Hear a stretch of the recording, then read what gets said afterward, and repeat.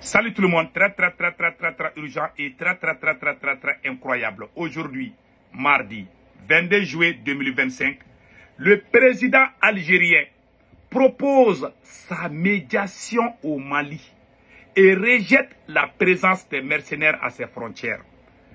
C'est-à-dire, le président algérien Abdelmadjid Tebboune veut être médiateur entre l'État malien et les terreaux.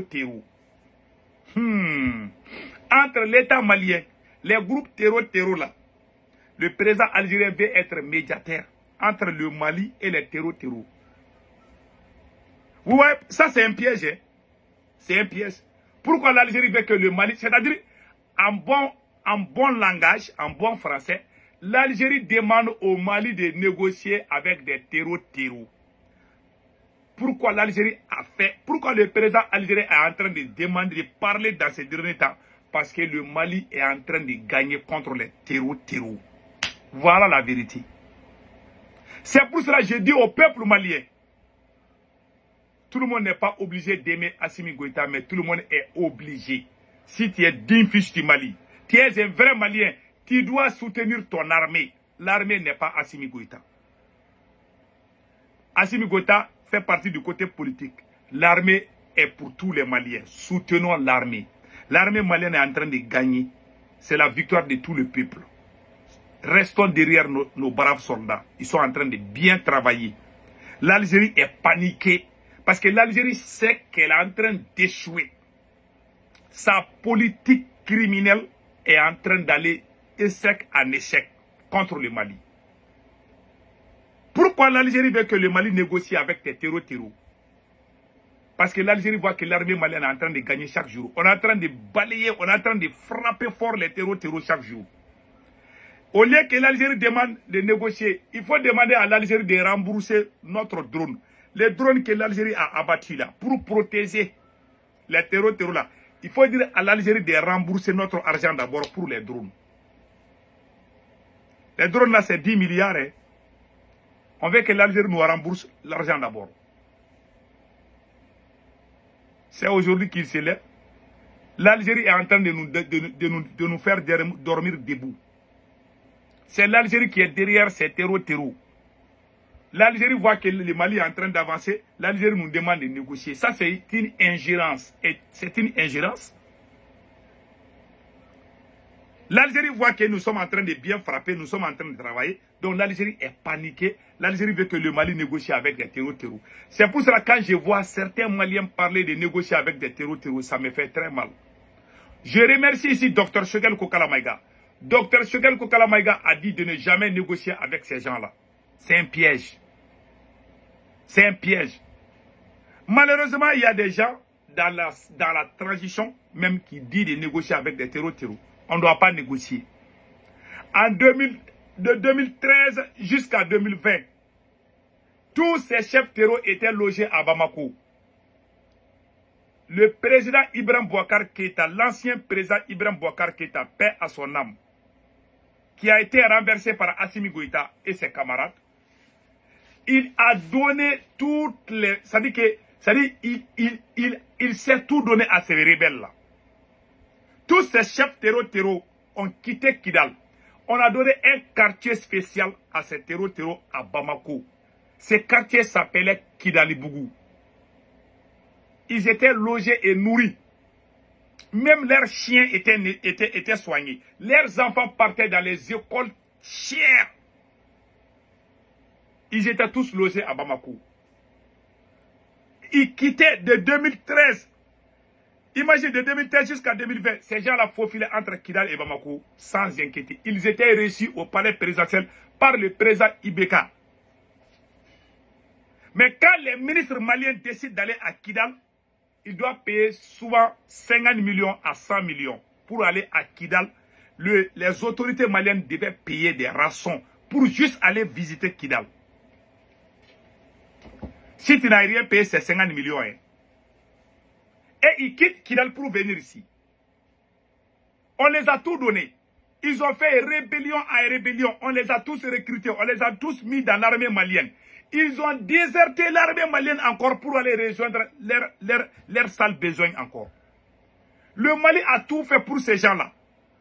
Le seul objectif de ces terror-là, c'est de diviser le Mali. Ou c'est de prendre le Mali. Ou c'est de diriger le Mali, ou même diviser le Mali.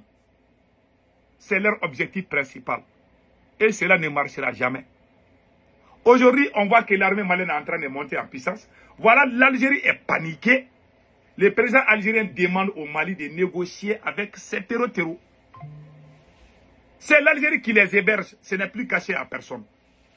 Pourquoi le président algérien se précipite pour parler comme ça?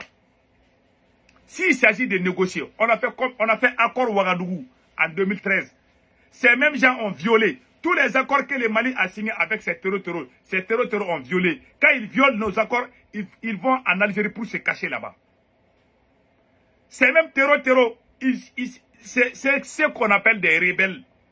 Les fronts de libération de l'Azawad. Ils ont fait l'alliance avec des terror pour aller massacrer les populations civiles dans la région de Kidal. Sous les yeux de l'Algérie.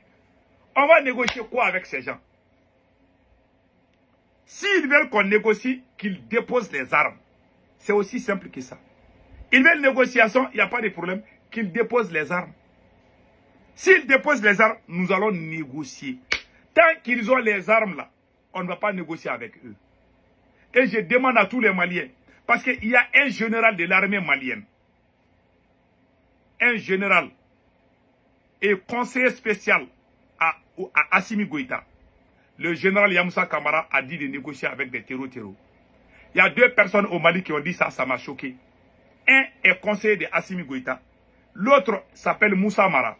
Le politicien qui a été bloqué à l'aéroport, Moussa Mara. Moussa Mara aussi demande tout le temps de négocier avec ces gens. J'aimerais que vous arrêtez de dire ces choses-là. Parce que ces gens-là, le Mali a tout fait à ces gens. Plus de 40 ans de rébellion, 30 ans, 40 ans de rébellion. Quand ils viennent chaque fois, on les intègre dans l'armée malienne. On les intègre dans les fonctions publiques. Ils reçoivent de l'argent, ils financent le banditisme contre leur propre pays. Certains même ont déserté l'armée malienne pour aller rejoindre les terror. Même le chef terror qui a été neutralisé aujourd'hui par l'armée malienne, il était un officier supérieur de l'armée malienne. Des officiers supérieurs de l'armée malienne qui quittent l'armée malienne pour aller rejoindre des terror. C'est des gens qui étaient dans la rébellion avant. On les a intégrés, on les a tout donné. Le Mali a tout donné à ces gens. Le Mali n'a jamais été contre ces gens-là. Imagine quand Ibeka était président. Tous ces chefs terroristes étaient logés à Bamako. Ils avaient leurs femmes, leurs enfants, ils étaient protégés. Ils avaient des gardes du corps. Ils ne payaient ni courant, ni l'électricité. Même les carburants de leurs voitures là, c'était gratuit. L'État les a tout donné. Ils étaient mieux traités que les ministres. Ils étaient tous logés à Bamako. Malgré tout, ils finançaient le banditisme depuis Kidal. Ces mêmes personnes qui sont logées à Bamako là, c'est eux qui nous empêchaient d'aller à Kidal. Il y a des jours où moi je pleurais. Ils sont vagabonds, ils sont à Bamako, mais ils nous empêchent d'aller à Kidal. Donc on ne peut plus négocier avec ces gens. S'ils veulent les négociations, qu'ils déposent les armes. Voilà, c'est tout. Donc, ce que l'Algérie fait est un piège. Il ne faut pas qu'on rentre dans ces pièges. Si l'Algérie est sincère, l'Algérie n'a qu'à dire à ses mercenaires de déposer des armes. Comme ça, on va négocier. Tant qu'ils ont les armes en main là, nous, on ne va pas négocier avec eux. Et puis, il y a une bonne nouvelle. Hein. Il y a une bonne nouvelle. L'armée malienne a fait une victoire écrasante contre les terror. Et regardons ça d'abord. On neutralisé Souleymane Aga Bakawa, terroriste particulièrement redouté dans la zone de Tin Fadimata, dans la région de Menaka. Suivons le commentaire avec Abdoulaye Sakou. L'état-major général des armées informe l'opinion nationale. Écoutons bien. Qu'une opération de précision a été conduite avec succès dans la zone de Tin Fadimata, ayant abouti à la neutralisation de Souleymane Ag Bakawa, connu sous le nom de guerre soldat, l'un des chefs notoires de l'État islamique au Grand Sahara. Comme ça, hein. Cet individu particulièrement redouté était à la tête d'un groupe tristement célèbre pour avoir sémé la terreur dans la ville de Menaka et ses environs. Il est directement impliqué dans plusieurs enlèvements de civils ainsi que dans des assassinats ciblés contre les femmes et les populations innocentes. Par cette opération rigoureusement planifiée et exécutée avec professionnalisme, les femmes réaffirment leur engagement indéfectible à défendre l'intégrité du territoire national, à protéger les populations et à éradiquer toutes les menaces terroristes qui pèsent sur notre nation. L'état-major général des armées salue la résilience du peuple malien et appelle l'ensemble des citoyens à faire preuve de vigilance, de solidarité et de confiance en leurs forces de défense et de sécurité qui poursuivent sans relâche la lutte pour un Mali uni, stable et souverain. Bravo à l'armée malienne. Donc, l'Algérie a échoué. L'Algérie a déjà échoué. Que Dieu protège le Mali. Passez excellent week-end.